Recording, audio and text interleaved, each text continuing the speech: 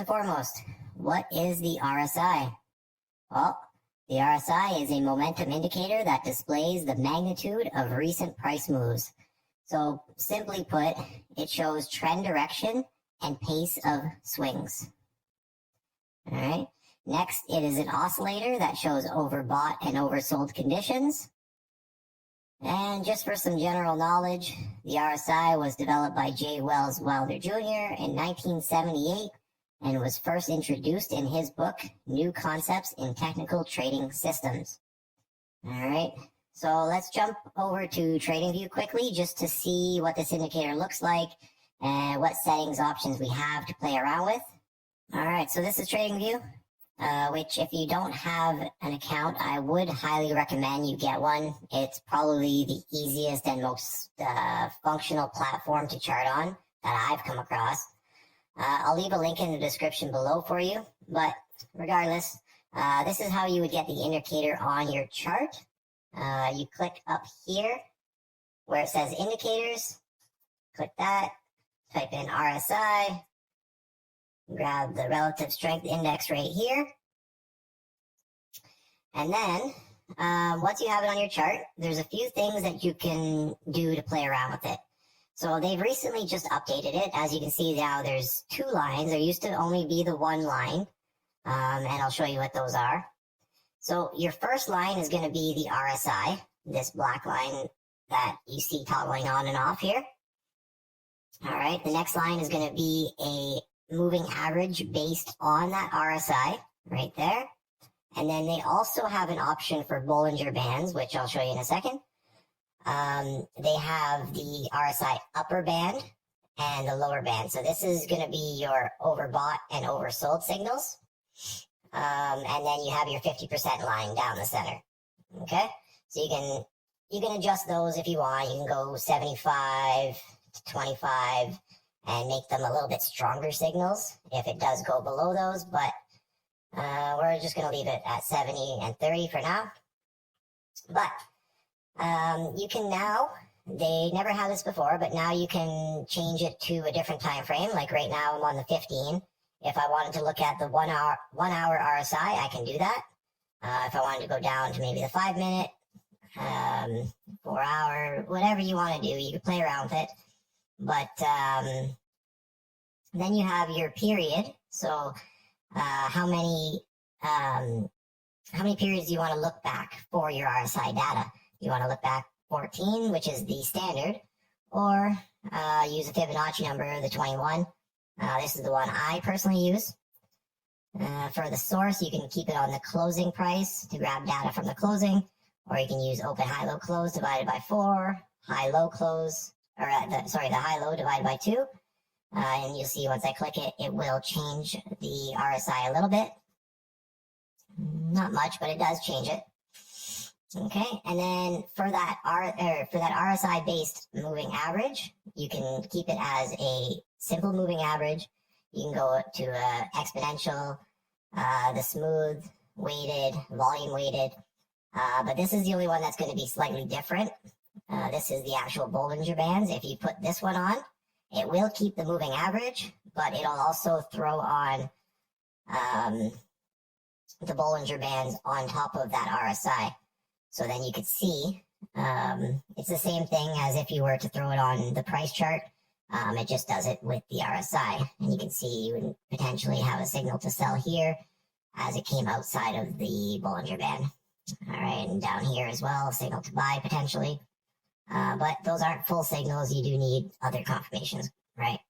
But anyway, that's the gist of it. That's what it looks like. That's how you get it on your chart. And those are your options to play with. All right, so now let's move on and get into what this thing can really do, and let's look at ways that it can be used. All right, so first thing most traders think of when they hear of the RSI would be determining overbought and oversold conditions in whatever asset they're looking at, whether that be Forex, stocks, commodities, doesn't matter. It can be used for all of them. It's all in how you use it. But as you saw when I just showed you it on the chart there, your traditional levels to look at when trading the RSI is 70 for overbought right here and 30 for oversold All right, these are the standard numbers. Like I said, though, you can play around with it if you want. But this means that the plotted line, this one here, the actual RSI, when it goes above 70, it is overvalued at that price, or technically overbought. At the same time, this is true for when it goes below the 30. It would be considered undervalued and oversold. So price could potentially move up from that level. All right. But that's not to say that just because it has crossed that, it is a signal to buy or sell. It simply means for the time being, price is likely not to rise further when overbought, or likely not to fall further when oversold. In trending markets, price can easily just hang out and consolidate for a while until the RSI reverts back.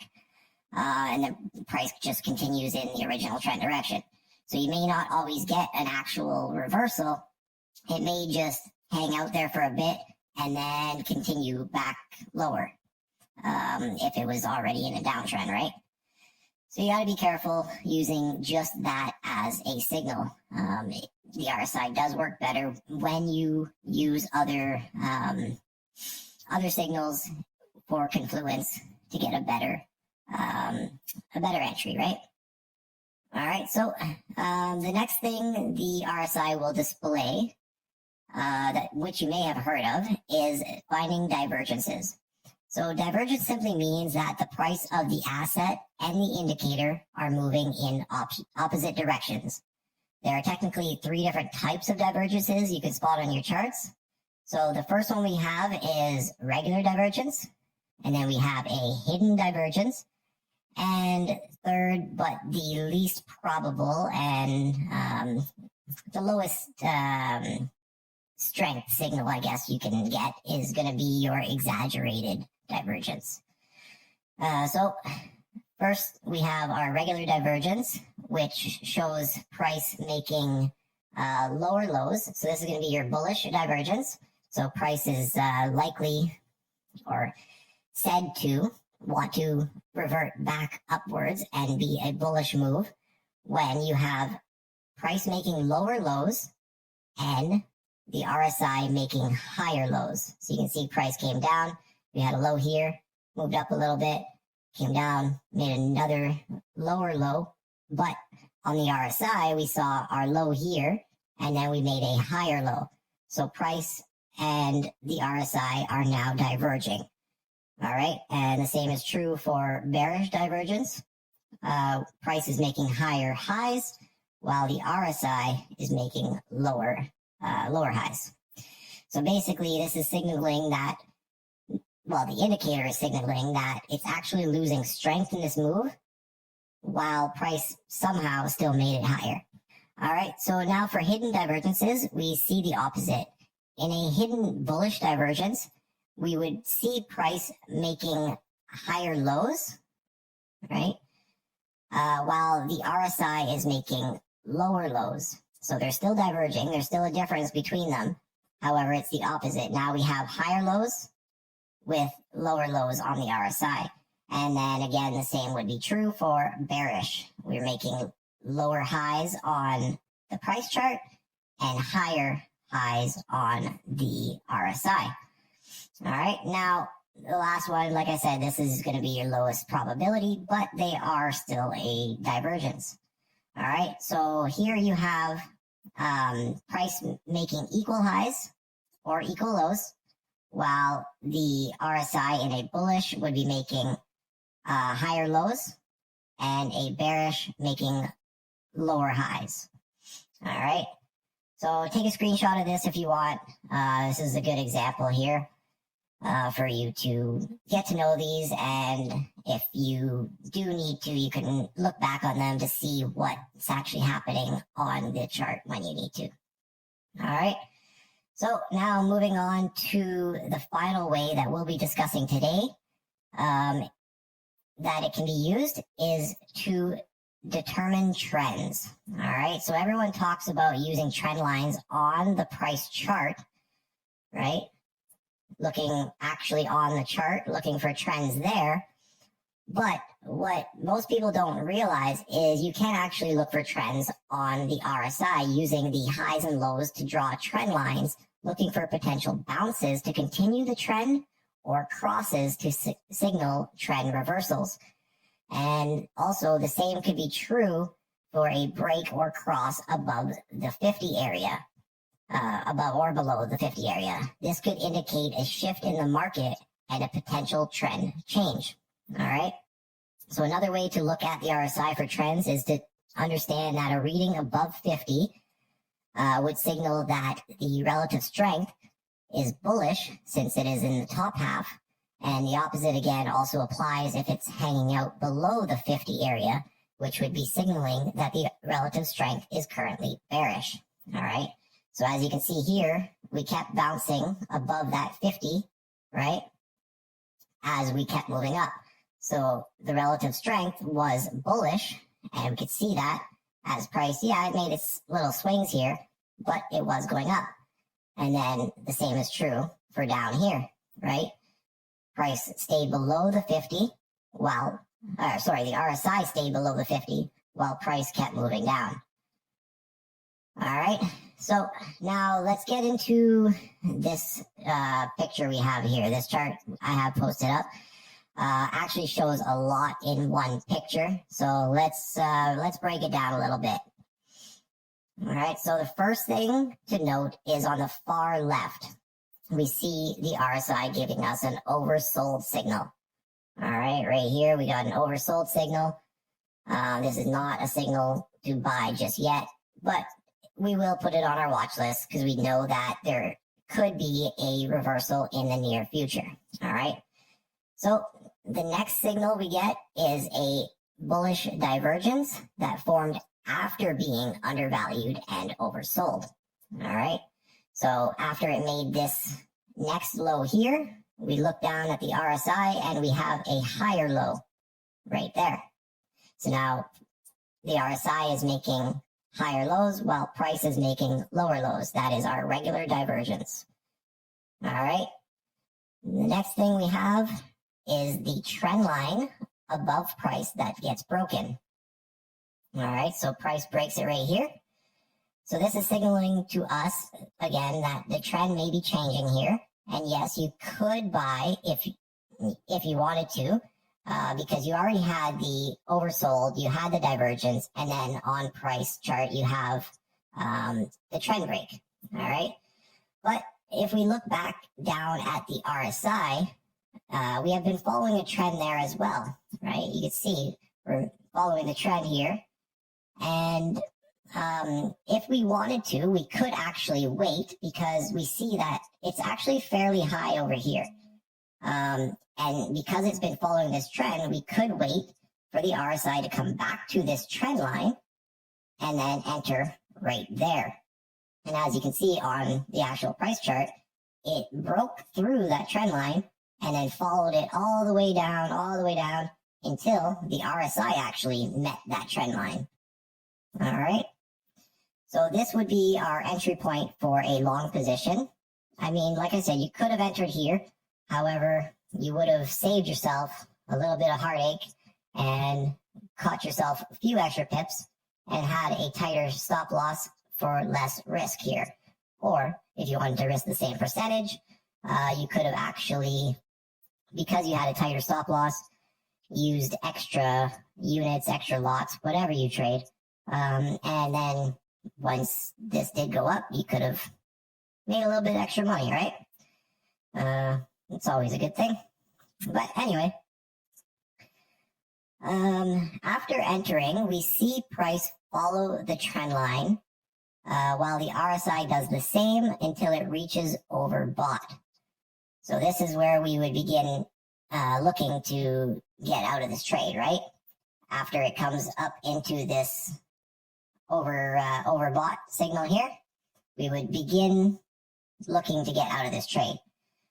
These ones here, you may potentially have gotten out. I don't know. It's really up to you, but you could have held out as price was following this trend here, and then we have a trend here, right? So this was our strong overbought signal here. And then the next thing we would note is this break right here. All right, the break of this trend and the break of this trend on the RSI. All right, so now this is where I would for sure get out of this trade, out of the long position. Maybe not here, because sometimes the RSI does come back up into the overbought if it's a really strong trend, right? Like I mentioned earlier when we were discussing the overbought and oversold signals, just because it came up there doesn't necessarily mean it's going to reverse. All right, so you want to use other signals. I would have waited for this break on the RSI and the break on the trend line on the price chart.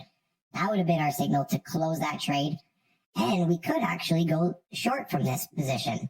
All right, because we do see trend break here, and the overbought signal. All right. Another thing too to note, it also did break below that 50% line, which I mentioned as well is a potential for a shift in the market that we are now going short. All right, so we enter into that short position and we ride it all the way down until it gets oversold. All right, so we see it get oversold here, and as you can see, it stayed below that 50% the entire time it came down. As we got a little bit closer down to the bottom, we see it follow this trend line here, right?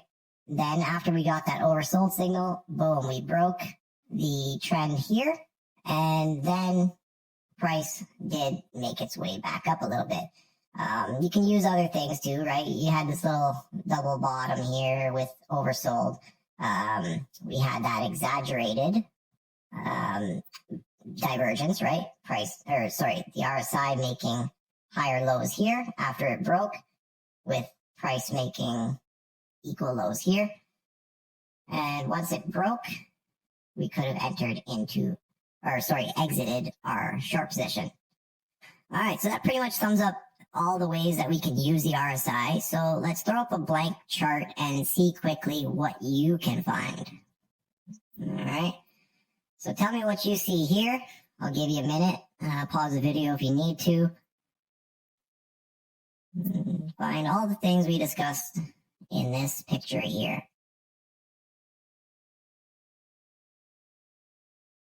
All right, you ready? So first, we got a couple overbought and oversold signals. Okay. First one here, we have an overbought signal. You can see the RSI overbought there, oversold, and overbought again. All right. Hopefully you saw those. Now, next we have divergences. Okay, so right there and there. We get our overbought signal here. The next swing, right, we now have a lower high on the RSI while price made higher highs. Okay, and then same is true for this one. RSI making higher lows while price made lower lows. Okay, the next thing we see is the trend line. Okay, price is following this trend right here. And then we now have three different signals. We have our overbought, our divergence, and a trend. So we have three confluences. Once it broke there, we could have entered into a short position until it got oversold. Simple trade, 3 reasons to enter, and it worked out. All right. Now, if we wanted to, we could also throw up this trend line here. And yes, it broke earlier. You could have entered here, which would have given you a lot better entry than the actual trend on the price chart. But then you would have had to sit through this. And I don't know too many people that can sit through choppiness like this without exiting the trade. As this was forming, you may have been looking at this consolidation area as well, thinking that it's going to follow the trend back up, right?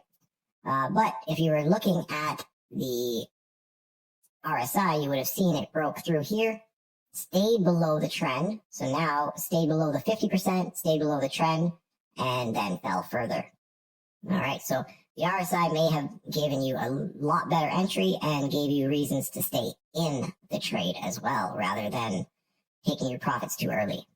All right, so now the next thing as well, we have on this trade, we have the trend following this way. We get our oversold signal. So we get our divergence. Once price breaks the trend line, we can now enter this trade until it gets overbought. All right. So now let me know in the comments below if you were able to see all that at a quick glance, or if this is something you'll have to study a bit more to train your eyes to see it. I know it won't come naturally. I imagine you will need to work with this a little bit to actually spot them out quickly and use them profitably. But also, I mean, let me know if there's something I failed to mention in this picture that you did see, because I'm sure there might be. I'm not perfect either. All right, so now that all the fun parts are kind of done, let's take a quick look at how this thing is actually built. All right, so how is the relative strength index actually calculated? Well, it gets broken down into two parts, or two formulas. I won't bore you with reading them out. You can pause the video, you can look through these if you want. But in step one, as the number and size of higher closes increases, the RSI will rise. And as the number and size of lower closes increase, it will fall. Step two simply just smooths this result. All right, so